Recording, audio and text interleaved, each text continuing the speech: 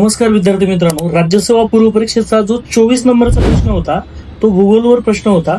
तो प्रश्न असा होता की हिमालयाचे प्रादेशिक विभाग आणि त्याची पश्चिम पूर्व विस्तार याच्या संबंधित जोड्या लावायला प्रश्न विचारला होता. हा प्रश्न याच्यामध्ये एक लिस्ट क्रमांक 1 आणि यादी 2 अशी दिली होती. त्याच्यामध्ये एका बाजूला सांगितलं होतं हिमालयाचे प्रादेशिक विभाग. पहिलं सांगितले पंजाब हिमालय, त्याच्यानंतर कुमाऊ हिमालय, त्याच्यानंतर नेपाळ हिमालय, त्याच्यानंतर आसाम हिमालय. दुसऱ्या जोडीमध्ये सांगितलेलं आहे सतलज ते काली, काली ते तिस्ता, तिस्ता ते ब्रह्मपुत्रा आणि सिंधू ते सतलज.